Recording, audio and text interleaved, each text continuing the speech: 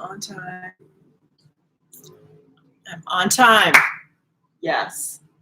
On time delivery. I'm like FedEx. I'm on time. Hi. So because it usually takes me a few minutes to get on, I'm going to just chill for a minute and let some folks show up, because you may think that I'm not timely, which happens sometimes. Hello. I'm going to peel myself a little tangerine while some folks are hopping on. You say hey when you get on. Let me know who you are, where you're from. That'd be wonderful. And for the record, I realize that I'm doing this in the middle of the day for many people, but if you're like me, you may be working from home just because of recent events. I don't know. I know there's going to be a lot more online traffic these days, so I want to keep you guys informed and apprised of some things you can do while you are at home. And, I'm always I'm peeling an orange it's tangerine, in case you're wondering. While I'm looking down, I want to give information that can hopefully help some folks as we are dealing with the days ahead, okay? There's actually a lot of good news that I want to share, so I think you'll enjoy it. Okay, my hands are all sticky now from the juice of the tangerine. All right, let me pop a quick piece in my mouth. And we'll get started. Very juicy, very delicious. Okay, so first of all, hi. Thanks for showing up, checking me out. I think you're gonna like this one. I have a lot of good information for you today. You may wonder why I'm in a bikini. So first of all, I'll tell you, because one of the first pieces of news I want to give you guys is that, okay, so again, I'm coming to you from a positive point of view. I'm not going to get into like a lot of the discussion of all the hysteria and stuff that's going on. I don't really feel like that's helpful. If you want information on the latest this and the latest that and whatever conflicting information, there's more than plenty of resources, whether they're reputable or not, but there's plenty of people out there who are talking about that stuff. I want to talk about something different. And so I want to share with you some of the things that I've been looking into and using in my life to help me stay on top of this and feel good and feel confident that I don't have to worry, right? So again, the reason I have on a bikini is because when I finish this live stream, I'm going to take a walk on the beach and get some sunshine, because this may seem like a no-brainer, but vitamin D is a really, really powerful agent in combating things like influenza and disease. So I looked up, I've done some studying for you guys. I want you to know, I've been looking for you. I've been finding some information on your behalf. So here we go. And then the study that I looked at gave a lot of really like technical information. So I kind of boiled it down to some basic things, but essentially vitamin D, the presence of vitamin D reduces respiratory infections, right? Especially in the winter and rainy seasons. Well, I mean, from where I am, it doesn't look like that right now, although it has been raining on and off a lot over the past few weeks. I don't know if there's more to come. I have to check and see. But you guys know, like, when do people typically get sick, right? It's the winter, it's when it's cold and wet outside, it's damp. It's because there's a lack of vitamin D. And the vitamin D actually directly combats influenza. So if you have the opportunity to get out, again, not, congregating, but like take a walk, put yourself in some nature, be around some greenery, which is great. Obviously, the plants are also producing fresh oxygen for us. That's all going to be really positive. It's also going to help your mindset, okay? Yeah, so it says influenza has a seasonal impact annually. We know this. That's why flu shots are always offered in the fall and winter. That's when people typically start getting sick. And it's because, in part, certainly, of this vitamin D, the UV rays from the sun are giving us vitamin D. So if you can get into some sunshine, protect your skin, but get out there and enjoy that. It's going to make you feel good. Okay, so the more rays of sun that we have, and the UV that's coming and the vitamin D in there, the flu goes down. Easy, right? Which could explain why certain areas, the tropics, certain African nations are not experiencing as much of this as other parts of the world. I don't know, it's a theory, but you can decide what you think about that. Okay, now I have a whole host of antiviral herbs I'm going to share with you. So if you want to, you can get a pen and write this down, or you can just look at the video again later. And but I have, what is this, 8 different things here I'm going to share with you just in the herb section. Then there's way more. So these are antiviral herbs that have been studied over many, many years, frankly, in some cases millennia, because they're ancient. And they're all around us. They're cheap. You may be growing them in your garden. You can use them to cook. You can make teas out of them. Many of these are available in essential oil, compounds. So, and I'll break down for you as much as I was able to find out about particular types of viruses that these different oils combat. Okay, so number 1 is oregano, right? Most of us have oregano in our homes. As I said, use it to cook. I don't know how many of you may be using fresh oregano, but I definitely recommend that because it is said to be specifically good for respiratory viruses. And what's going on right now happens to affect the respiratory system. It is involving lungs. So if you can get some fresh oregano, you can use oregano oil. It's also good for the herpes simplex virus, if the shoe fits. Yeah, so what I have done, and I'll show you in a minute, is that I've made a tea out of some oils. Let me just put this here. And so what you can do, you can get some fresh oregano, fresh whatever some of these different herbs are, and make yourself a tea, right? There we go, make yourself a tea. Or certainly use them in your cooking. If you have the oils, you can apply those. Sometimes you can put a few drops in like a bottle of almond oil and apply it topically, however you like to do that. But oregano is number 1. Great, great herb to use right now. I mean, in general, but certainly in terms of antiviral properties, that's what I'm focusing on today. Check that out. The next one is sage. And I do have some sage here. So I went out and I bought some fresh sage. Sage is another herb I love to cook with because it just tastes good. And I like lamb. So here, sage. It also smells really good. It's a member of the mint family. I think oregano is part of the mint family too, but sage is definitely part of the mint family. It has a kind of like a woodsy aroma. Also good for HIV. Again, herpes simplex. But also, so I put some sage today, along with some mint. I have some fresh mint as well, into a pot of water, and I just let it not really boil heavily, but sort of steep, like tea, right? And I made myself a tea out of fresh sage and mint. And so here it is. I did put a little sweetener. I put some honey in mine just because I like it like that. But you can sip on this, and then you're getting all the benefits of the, so not just the leaf, but you see also these have the stem. See that? The stem there as well. So I'm getting the benefits of the leaf and also the stem, because sometimes a lot of the nutrients are contained in the stem, since these are the little channels, these little tubes are taking all the nutrients up to the leaves. So if you can get your hands on some fresh sage or fresh oregano, don't just pull out the leaves, right? Drop the whole thing in the pot if you're going to make a tea. Okay, otherwise you can, use it some other way if you'd like to. Okay, so that's number 2, sage. Number 3 is basil, right? If you like Thai food, you probably have eaten a lot of basil. The Thai culture uses a lot of basil in its cooking. I happen to love it. There's also something called holy basil, which is apparently particularly good for viral types of issues. And again, I would recommend fresh herbs if you can get your hands on some. I don't know where you may be in the world, but typically if you can't get it at like your regular supermarket, pardon me, you may be able to go to like an ethnic market. You may not want to go to an Asian market. I'm not trying to cast aspersions on anybody, any group of people, but I'm saying if you don't feel comfortable going there, you can go to, a lot of times different, well, I'll just leave it to you. Different ethnicities have different marketplaces where you can go and get a lot of this fresh stuff. And in terms of cleaning it, what I do is I get like a little bowl of just plain water. I put a little bit of vinegar and sometimes a little bit of like maybe a teaspoon of baking soda. Hey, first person say hi. Thank you. Someone's talking to me. I appreciate it. So a little bit of, I use white vinegar, like maybe a tablespoon or 2 of white vinegar in like a bowl of water, and maybe like another teaspoon of baking soda. And I soak everything in that, really, just to make sure there's no pesticides. But if you are buying these herbs or different products from these markets and you're concerned about, the processing that they've been through, not like processing in the way that we think of it, but in terms of like like a chain of people, how many people have touched your stuff is what I'm trying to say. Bring it home, soak it.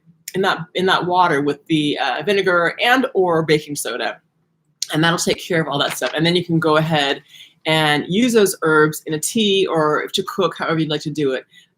So I recommend. Okay. Obviously, you guys, whatever you do, if you have any kind of sensitivity, if you're concerned about this, check with your doctor to make sure that you're not putting yourself in any type of harm. But everything I'm talking about here is completely natural. You can find it in your garden. These are things from the planet, right? So nothing pharmaceutical, nothing chemical here going on today. Number 4 is fennel. Fennel's like that licoricey kind of plant that, again, a lot of people cook with. It's in the grocery store. It has like a big white bulb on the end kind of, and then like some little leaves, greenish leaves that stick up.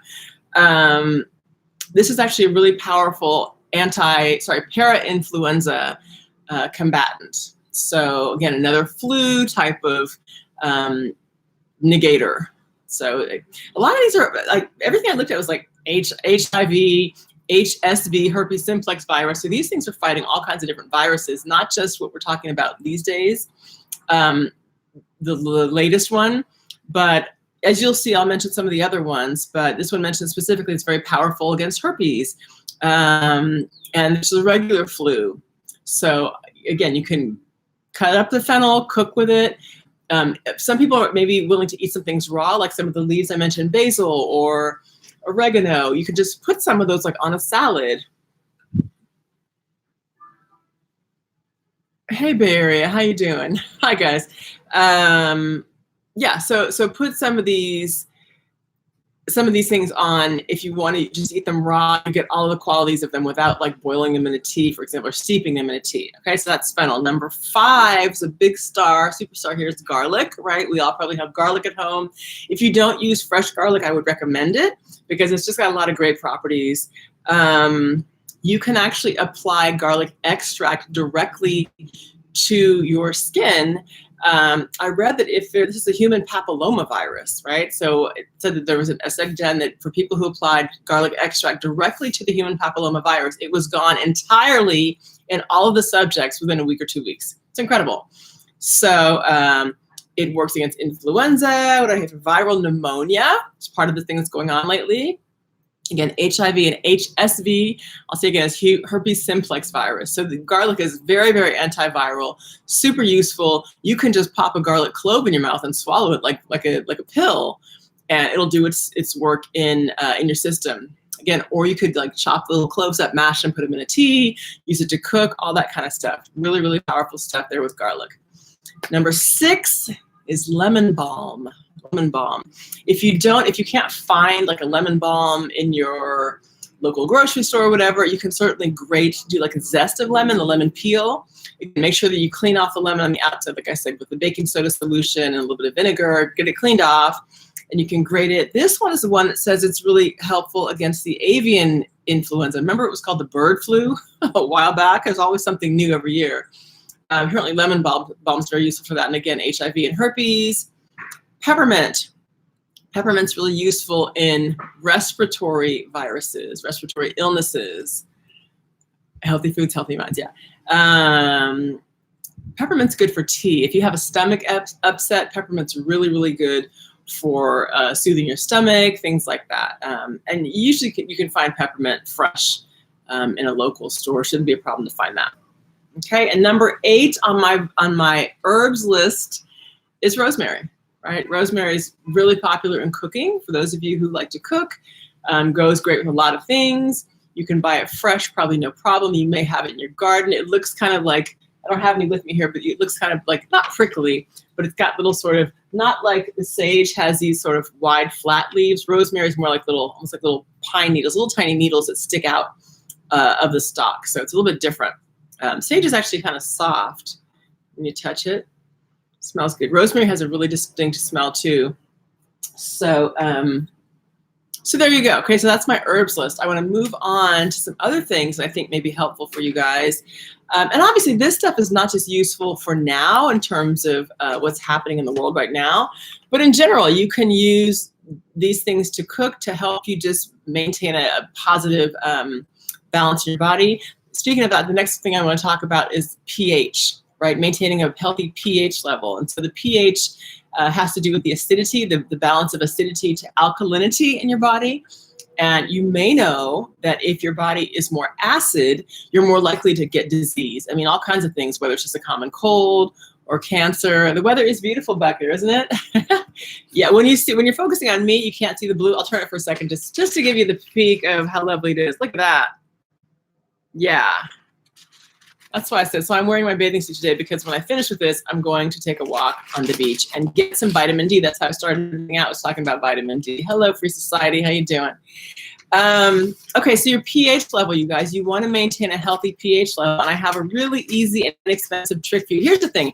Everything I'm talking about today, if it's not free, like it's already in your house or in your garden, it's super, super cheap. You don't have to go out. People like hoarding all this food and stuff. You don't have to do all of that. I mean, you do what makes you feel good. But these things are like really low cost. So a way to become really alkaline is to use baking soda. You know that box is always shoved in the back of the refrigerator?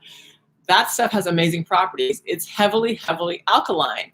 And so you can take just your regular glass of water and take from a quarter to maybe half a teaspoon and stir it up in your water. It doesn't taste fabulous, but it's not horrible. And you can drink that down. If you want to put something else in that's going to give you just a great extra benefit, you can put like a tablespoon of apple cider vinegar, and you may want a little honey with that just to sweeten it, because it's kind of an odd taste. But it's not like I made my son drink half a glass of it today with the apple cider vinegar and the baking soda, and he's like, But I put some honey, and it's doable. But the baking soda is the key to make your body more alkaline. And the key to alkalinity is that disease it can't really thrive in an alkaline environment. And there have been studies done, for example, on cancer patients, that when their bodies are more alkaline, it's harder for those cancer cells to reproduce. And I don't remember what I read right now about how that works. It's like blocking the cell membranes from connecting to your tissues or something like that, the negative cells, right? I don't know all that part, I can't recall that, but I did effects of alkaline in your body. That's what I'm talking about. Yeah, is that it definitely helps to resist dis-ease in your body. And so I recommend that. If you don't already have a box of, is the image super pixelated? I don't know what's happening on your end. Hopefully I'm not blurry. Someone let me know my blurry day, because I look at it and of course it looks perfectly clear to me. I don't know. That's my tip on alkaline. I highly recommend that you guys get in the habit of, like, in the morning or before you go to bed at night, pour yourself a glass of water, half a teaspoon of baking soda, stir it up, chug it, you're good. Okay, let's see, what else do I have for you? Okay, a couple of things with oils, different type of oil. So as I mentioned, all those herbs, I gave you 8 different herbs. A lot of those herbs will come in oil form, like oil of oregano. You can get basil oil, you can get peppermint oil, things like that. Now I want to talk about a different type of oil, for example, coconut oil, right? So I found a study online today that talks about the use of coconut oil with this current COVID situation, the corona particular virus. And it says that although everything's not completely conclusive yet, these are people in the Philippines and Asia who are doing the studies, and they're saying they found that, again, I didn't write all the properties down, but whatever it is in coconut oil is very helpful to, like, I guess it's like decreasing the binding element of the particular virus to human cells.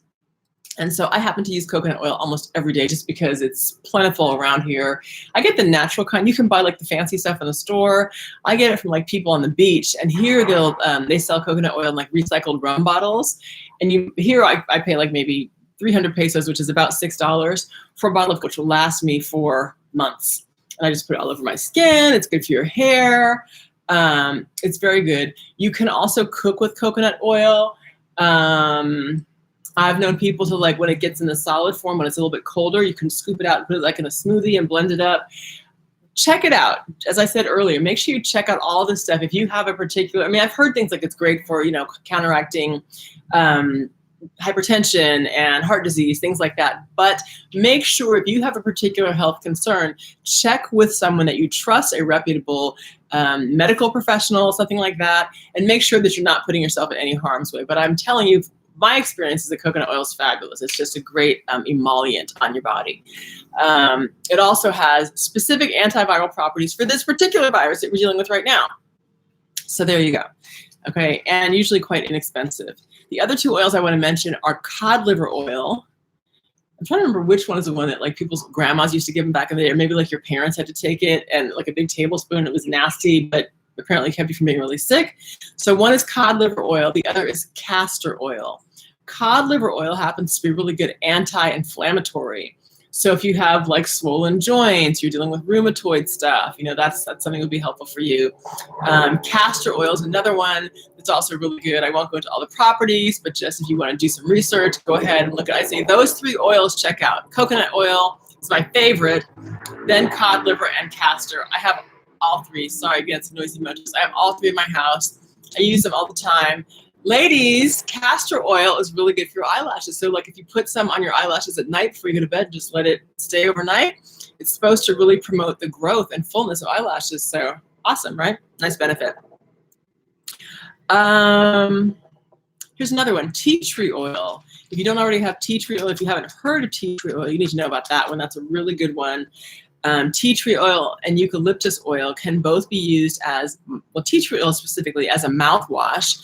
So if you put a couple of drops of tea tree oil in like in a glass of water, or if you put a few more drops in like a little, maybe a gallon-sized bottle and switched around, you can gargle with it basically, and it gets rid of like fungal and viral infections from your mouth. So, you know, if you are concerned with, you know, someone sneezed around you and you inhaled, or you kiss somebody and like, oh my gosh, you're worried about that person, tea tree oil is a great way to go. Yeah, baking soda, alkaline. Let's see here. I want to make sure I'm getting your comments here. Oh, thank you, Jason. So yeah, so tea tree oil is a mouthwash, a couple of drops in some water, in a cup of water, swish it around. That's going to help you. You can also use these things as household cleaners. So instead of like all this bleach and really harsh chemicals that are going to be on your countertop surfaces, for example, you can use eucalyptus oil is another strong one, tea tree oil, lemon oil, natural white vinegar, those kinds of products you put in some water, like, you know, I'd say some tablespoons to, depending upon how, you know, depends upon how much water you use, but some drops of the oils, some tablespoons of the other products of the what I say, vinegar and lemon, those kinds of things, and some water. And that's going to be a much better way to clean off your countertops and avoid some of the nastiness that we're worried about now, right? Like contagions that may be in the environment. All right, let's move on to, I have another one for you. Everyone's like grabbing hand sanitizer these days. I made my own hand sanitizer. Here it is. So this bag, you're gonna be like, what in the heck is that, Kelly? It looks like goop, and it is kind of goopy, but here's what it is. You guys know what this is, right? This is I chopped off, I took it off a couple days, so it's turned black, but it's still good. This is an aloe leaf. This is from an aloe plant, which is right, you know, I could just walk outside and go get it. So I cut it off. And then I cut like some chunks of it, right? And I opened it up and I peeled them and I scooped out inside here. If it were not dried like it is now, you could see it's just kind of a goopy, clear substance. And so I've used aloe with alcohol, like rubbing alcohol from a bottle that I had. And I put a little water in mine because I feel like the alcohol is so strong. So I put a little bit of, like maybe a third of a bottle of alcohol, a couple of chunks of the aloe, a little bit of water, and then I put some paper towels in here. And I put the paper towels, it's really goopy. I even put, see, here's some of the aloe, like the peel. This is the peel from a couple days ago. It's turned, you know, it's not as green because obviously it's been sitting in this stuff. But see the goopy slime? It looks kind of gross, but it's natural hand sanitizer. And then I just put paper towels in here because, you know, we're doing so much hand washing now. I feel like, oh, here we go. So here's some of the flesh. That's what I'm talking about, the flesh. And so you can use this instead of having to wash your hands constantly with soap, which can be really drying and stripping you of all your natural chemicals. You just rub your hands on this, right? Rub this on your hands. And then I put some paper towels in here to help kind of wipe off, right? Specifically wipe whatever it may be, like that. And then boom, there you go. Natural hand sanitizer. I spent no money. It smells slightly alcoholic, but because I mixed it, it's not that bad. And I'm keeping this actually right by our kitchen sink so that, again, instead of always going for the harsh chemical soap, we can use this and it does the job. So like I told you, it's aloe vera. I have natural aloe vera, but you could also use, I guess, like in a bottle of that aloe vera, some alcohol. I put a little bit of water just to cut that alcohol because it's so drying otherwise on your skin. What else? I was going to show you the rosemary. I didn't get fresh today. Rosemary. Chamomile is really good. It's not so much an antiviral, but it'll calm your ass down. Making tea. It has a lot of good properties, so you can look up chamomile. Rosemary. Cloves are excellent, old school cloves. Remember they used to stick those in hams all the time? All kinds of wonderful properties. I'll let you guys look up your own information on cloves because I don't want to spend too much time on the herbs and things again. I want to tell you one more little hack I started using just recently, which is something to think about, you know, as we continue to be out and about. I mean, you can't just sit in your house all day, right? Whether you go to the grocery store or the gas station or what have you, you're going to be walking around. And so I don't know how many of you may not wear your shoes inside the house. I like to not wear my shoes tromping around as much as possible. So, but still, if you just come into your front door or you walk from your garage to wherever you go, here's an idea for something you can do to not even bring your shoes, or if you need to bring your shoes in the house, to put them in the closet, let's say.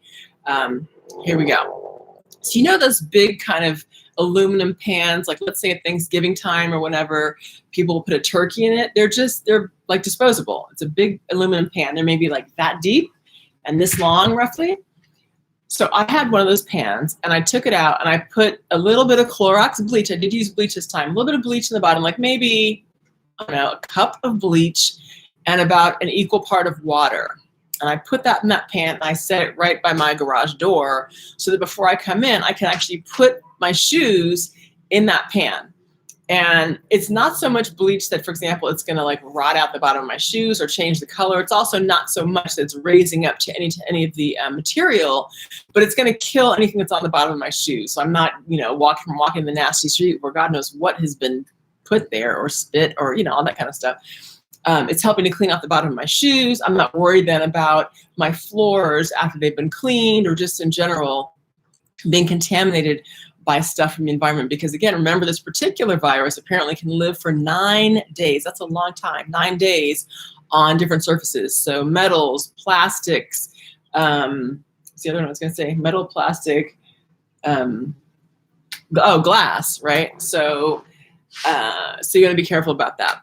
And so, yeah, so I just stood I had on flip-flops today too, and I didn't have even enough of the solution that it raised to the top of my flip-flops because my son was like, aren't your feet gonna get wet? And like, nope.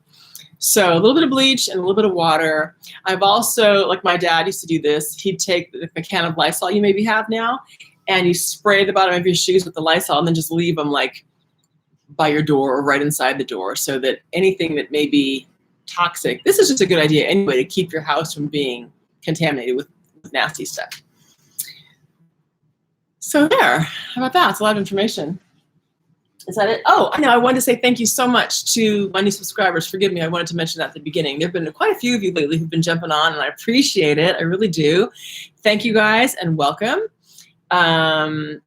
What I'm planning to do this week in particular is jump on a few times. I may do it again Wednesday and Friday to give you some more information I think will be helpful for these particular times with what everybody is focused on these days, but from a much more positive and an uplifting standpoint. I feel like I would like to focus on that aspect rather than all the other stuff that's going around. Okay? Hey, Jackson. Let me make sure I didn't forget anything. Oh, so that little thing I told you about shoes. Obviously, with the bleach part, you want to be careful, but you can use another type of sanitizer, like maybe you want to use aloe. So, for example, the paper towels I showed you in this bag with the aloe vera hand sanitizer that I made, you can squeeze out the paper towel and then wipe off. Like, let's say you or one of your children has a backpack and they just drop it all over the place all day long.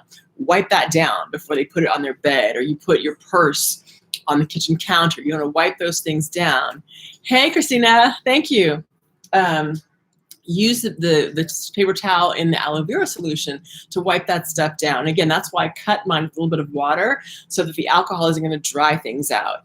And then you don't, because a lot of us ladies, we have our bags, we plop it on the counter, you plop it wherever. You don't even think about the fact that, this is also on the grocery store conveyor belt maybe, or at the checkout stand, or any place. We put our things down all over the place and don't even think about, wait, now I'm transmitting this stuff to my home.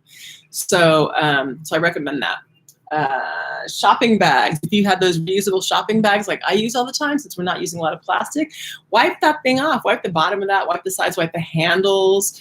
When I went shop, I went to the grocery store today just to pick up a few items, and I had some hand sanitizer, and then I wiped off the push part, the handle part of the cart, because everybody's touching those things, right? And so you could put one of these little, you could put like a baby little bag with a paper towel with your natural sanitizer in your bag or in your car with like a tiny doggy bag, and then just use it to wipe off, stick it back in a plastic bag, boom, there you go. Shoes, backpacks, shopping bags, purses, got it. What else? Anything else? Get your vitamin D. Let me see, make sure I have anything else here. I didn't want to forget. I think that's most of it, you guys. Oh, I was saying the clove. Yeah, so clove, I was sharing this information. Clove is an antioxidant. It purifies your blood, among other things. That's it. One more time for the people in the back, for the latecomers. Antiviral herbs: oregano, sage, basil, fennel, garlic, lemon balm, peppermint, and rosemary. Okay? For the rest of it, you're going to have to watch the show. That's it for now, you guys. All right, I'm going to drink my tea, my natural, healthy antiviral tea. I'm going to go get some vitamin D. It's all going to be okay. It's going to be fine. You guys relax. Have a good day. Mwah. As always, sending you love. Check out the video from yesterday I did, where I'm sharing some more just positivity. And I think I'll have another one coming up on Wednesday with some more stuff. All right, so tune in, and I'll talk to you guys later. Bye. Have a good one.